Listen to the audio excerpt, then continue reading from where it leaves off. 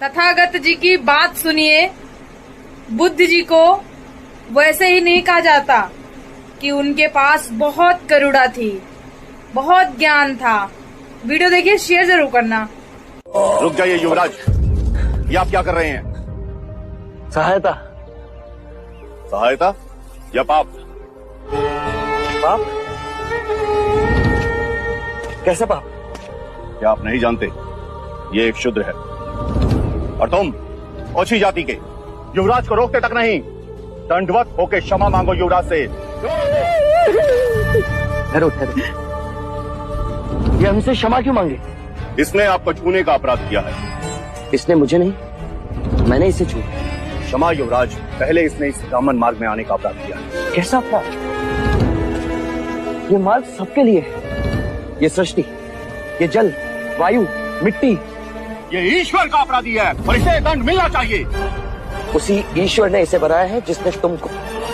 और यदि ये ईश्वर का अपराधी है तो इसे ईश्वर ही दंडित करेगा।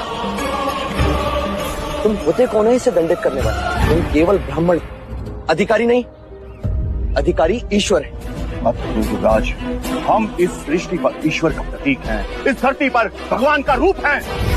केवल हम वेदांती पूजा पाठ कर्म से पुण्य के अधिकारी हैं, पुण्य के। यदि ये सत्य है तो कर लेते हैं तुम में और इसमें तुलना। इस मनुष्य ने अपने खून पसीने से इस मिट्टी को सींचा है, फल फूल उगाए।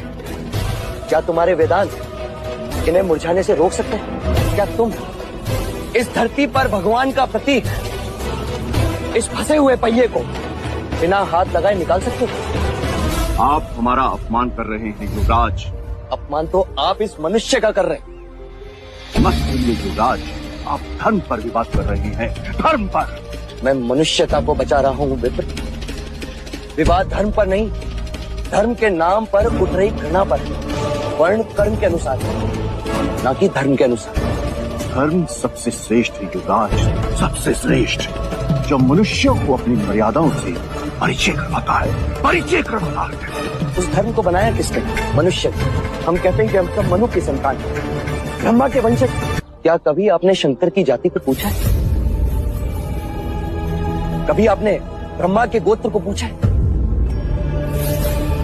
या कभी विष्णु के वर्ण को पूछा है? जब हम एक मनु की संतान हैं, तो ये भी उतना ही ब्राह्मण है जितना कि तुम। और यदि नहीं तो तुम भी उतने ही शूद्र हो जितना कि ये।